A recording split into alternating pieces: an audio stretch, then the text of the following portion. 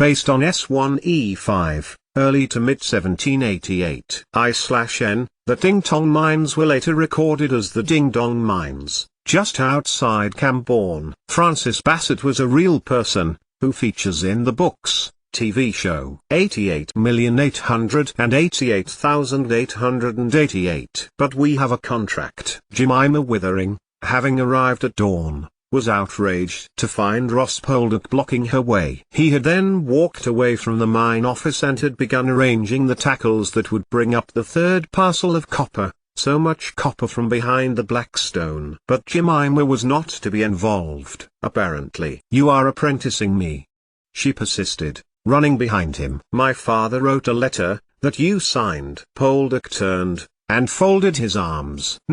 "Yes," she countermanded, and added, Davis Giddy is a lawyer. He will know someone veiled in employment law and a broken bar because you now have copy. A broken bar no longer need me." It was because Henshaw was not there. Jemima was expecting to see him, so they could continue planning the exploratory drill holes, to test to see where there might be copper still. To see if her prediction that the seam fell down lower than Poldark thought and joined up to Grace. It was to Henshaw she had confided her hypothesis. But he was not sitting in the chair in the office, and when Jemima went to put on her mining cap, Poldark had barred her way. She could see he was uncomfortable with her confrontation, but she didn't care. Let people hear he had broken his word. He turned and advanced on Jemima, stalking back to the office and bringing her along with him by gripping her shoulder. When he had closed the door and stood in front of it, he continued, "I have not said you will not have an apprenticeship,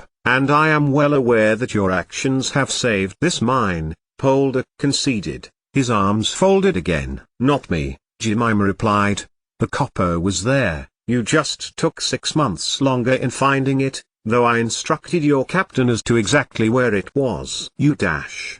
he shouted, then paced away from her trying to find the words he wanted to shut back at the impudent girl. "Beauty broken bar," he could not. There was nothing she had said that wasn't true. "I will take your apprenticeship, and my wife still wishes you to come to our home to show her how to cook a broken bar." "What is it, oatcakes?" "And William, that is, Captain Henshaw," Jemima pressed, ignoring him, "is currently on leave in Launceston with his desperately ill wife." Poldark had the trump card, that did it. Jemima Withering was stunned for words for a moment. "His wife," she echoed. Then stopped, and put her mind straight. "Then, I am grateful." "Where do you think more copper could be in this mine?" Her eye saw Will Grace in the distance. "Southwest." "Why do you say that?" Poldark looked at her curiously. "Because you told me Grace closed, not because she was availed of her or but because your father was out of money for a time. It is in roughly the same position as the copper behind the Blackstone." "There could be a seam."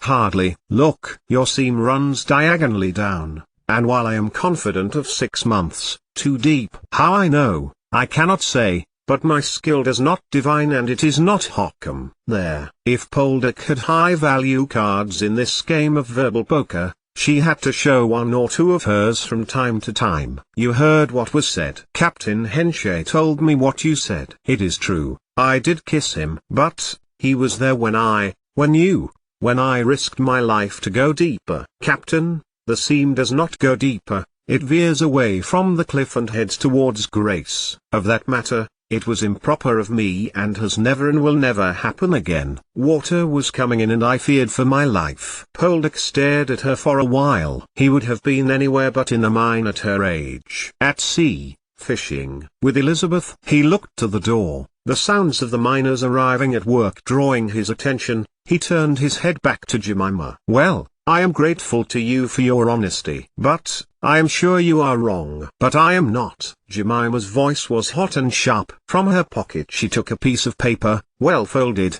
stained at the creases. It was her log of the mine on a map she had drawn for herself. She unfolded it, and held it out to Poldark, who drew it to his face to look at it. "I took assays at various points. Here, more Blackstone." She pointed in the southwesterly direction. "You took the samples and analyzed them?" "Yes," Jemima replied, as if to say, what else would I have done with them? "Most I have done. I am still working on any we got in the last 2 days. Henshay knows this worryingly, you don't. But Poldark did not seem to notice the sharp barb. You may be onto something, but you may be not. Minerals do not behave like coal seams. Sometimes they go at different angles, or suddenly stop. I know, Jemima replied. Leisure has taught me that coal is much a different animal. And your men are healthier. Hardly, Poldark shot back. I have a friend who is studying lung diseases. Ask him whether the men are healthier. But Jemima knew she was right. The coal miners of the Midlands, in fact anywhere, would be amazed to find a mine with so few comparative hazards. They do not encounter pockets of gas. And get blown sky high. Were I a miner, I would choose Cornwall or Wales or Cumberland any day to coal, though money is better and extraction rates are higher. Then, I had better let you survey southwest and see what can be done. Jemima's heart soared, and she pushed unwanted thoughts of a now redundant attachment to the back of her mind. Captain Poldark? He turned in the process of opening the office door. Yes, Miss Withering? I would be grateful if you would tell Mr. Francis Poldark to stop trying to buy my services for his own mine. I do not believe determining the position of his ore would solve the problems. Again, her directness caught Ross Poldark off guard. When were you at Granbler? I was not. Mr. Betties spoke to me 2 days ago, and last week, and the week before, wishing me to call at Granbler. I have not. Not legitimately, at any rate, Jemima reminded herself. Miss Withering, supervise what we have, take Jago Martin down with you and take as many samples as you wish. And with that, Poldark left her in the office, closing the door behind him. It was only when she was alone, later that day, deep underground with only hers and Jago's candles alight, that she allowed herself to think of William Henshay. Married? But, of course he would never say. Yet, he didn't act married. He came to life when he was teaching her mineralogy and mining technique. She liked his humor, his patience. She was attracted to his strength as he yielded pick. She felt safe in his company, protected, attracted. Jemima remembered the kiss, the first on his cheek, which he had recoiled from, another, his mouth on hers, his hands on her back, not forceful, but warm and strong. The giddy girls had spoken to each other about this sort of kissing. Jemima should not have been listening, and she had learned more besides. But, to feel it, she had certainly felt the lurch in her stomach, the tingle of her skin. No, number. He was gone now and she had a job to do. Now, she had the hammer and chisel herself and was working at an angle near the bottom of the 30 level. She needed to be further down. Jago, can you help me into the 40th? I want a piece I can compare with the one you are working on. It was a narrow squeeze, and the air was thin. It was no wonder Jago looked apprehensive. I won't be long. And, if I am, tell Captain Poldark I insisted, and there was nothing you could do. But I really won't be long. Okay, miss, he told her, and turned to go down the narrow slope. Jemima followed him, and reaffirmed her own resolution. Put him out of your mind. Stick to your work, earn your money and dot your place and reputation. Get your reference from Poldark and go home, back to coal and the land you love. One day leisure, Henshay, Poldark, these will be all but a memory. 88,888,888. It's good to see you, Dr. Withering. It is good to know that doctors do exist that keep up with current knowledge. It is a pleasure, Lord Bassett, John Withering replied, standing behind his desk and extend a hand. Digestion issues and an irregular heart. He had prescribed regular meals with more fruit and vegetables, which allow the passage of food through the system. Sir, he had explained to Francis Bassett. As for his heart, digitalis extract, he had furthered, feeling the glow of pride that it had been his brother who had determined that the extract of foxglove allowed for re-regulation. William Withering had been conferred to the Royal Institution for this discovery, but it had been the lunar men who had heard it first. Erasmus Darwin, Watt, Bolton, Wedgwood, a broken bar they had sat, all those years ago as his brother had stood and explained what he had done, and the success rate of his patients. Severely ill people who had made full recoveries. Your daughter, Bassett said, turning at the door. It is unusual for a woman to be a worker at a mine. It is not, in Salop, sir, John Withering told his patient. Many mine managers are women. as are they industrial managers, canal surveyors, metal workers. Whatever profession a man may work, it is rare that fair women of the middle counties fail when she is allowed to succeed. Dr. Withering smiled. Even if the profession be doctor, Dr. Darwin has trained 2 women, one works beside the Admiralty now, the other has a practice in Shrewsbury. John Withering told Lord Dunstable. When I heard of my son's death, I promised my wife we would not limit Jemima, but she has always been an excellent mathematician and mineralogist. I expect nothing but her best, and she never fails to meet my high standards. A slow smile formed on Francis Bassett's face, warm, sage, and he took a step back towards John Withering. Admirable sentiments. Were I married, with a daughter of my own, I would wish her to have equity to her brothers. And is she safe? As safe as I believe her to be in a mine. I trust her propriety, and that of the mine owner for control of his men. Bassett smiled again and furthered, and if my daughter, were she to exist, were a surveyor at Ross Poldark's wheel leisure, I would like someone to tell me if I thought there were better places in which to earn a living. You believe that to be such a place? Your daughter has a growing professional reputation which is not going unnoticed by the mine owners and captains. Bassett watched the man's face, expecting pride. But he only saw thoughtfulness and deliberation. This is true. Grambler's captain, Betty's, sought her out for advice on the load, John Withering told him. Although Grambler being a Poldark mine. He broke off when he noticed Bassett raise a hand. I am sure she has her own merit, the man told him. I own controlling shares of 2 mines at Ting Tong, and on the board of investors at the other 3, they know how to collaborate to get the best of the ores beneath. Your daughter would be a good fit there. And they are prepared to pay her as a surveyor, not on the cheap. I am certain they will, he told Dr. Withering. I expect she may feel reluctant, loyal, but she would have an opportunity few others get. Tell her to see Wilde. Mr. Wilde, repeated the doctor. Yes, I will certainly tell her. Lord Bassett was at the door before he turned once more. She would benefit, as I see it, to be at a place less a broken bar open to instability. Good day to you. Touching his hat, Lord Bassett turned and left John Withering staring at the door.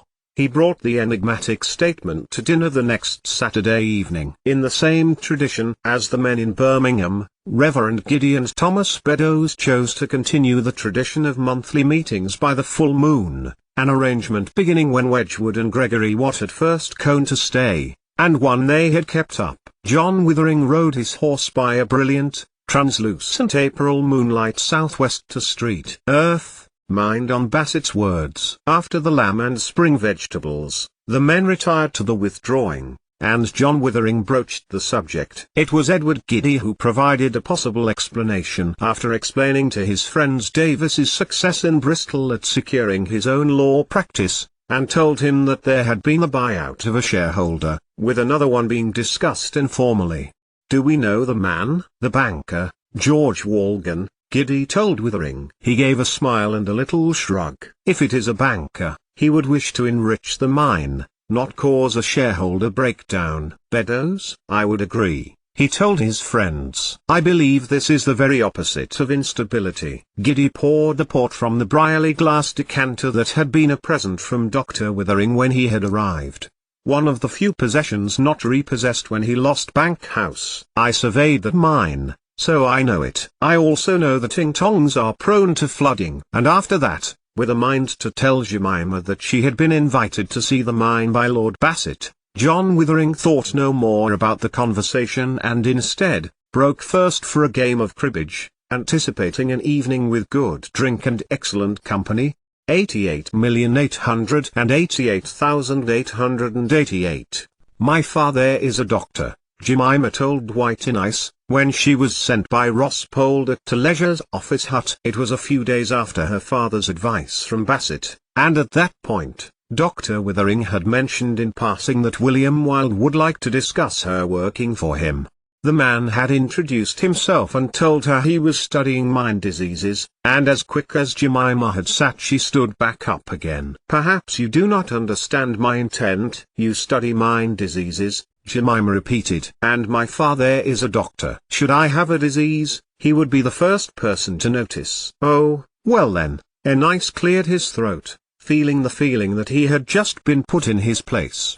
"Do you nurse, Miss Withering?" Jemima examined his face. He seemed almost as young as Davis, and not at all prepared for her answers. I do," she told him. "Would that a miner need immediate help? But I have no mind to take it on." "Ross, that is Captain Poldark has said you work in his mine. How are you finding that?" He twiddled his pencil between thumb and forefinger as he anticipated her answer. "Only 3 miles walk from my home. I never get lost." "Oh, no, I meant," despite her getting a little fun teasing the doctor, Jemima stopped and answered him. "Yes, I know. I am not a natural nurse, but I do it when my father requires. I like working in the mine and I hope to please my father by pursuing a worthwhile career." "I am sure you will," he told her. "Now, I would just like you to stand, and take this bag." Enice handed her a linen bag, empty, or so it seemed. "Now when I say, I would like you to take a deep breath and blow into it. Cover your mouth and nose with it,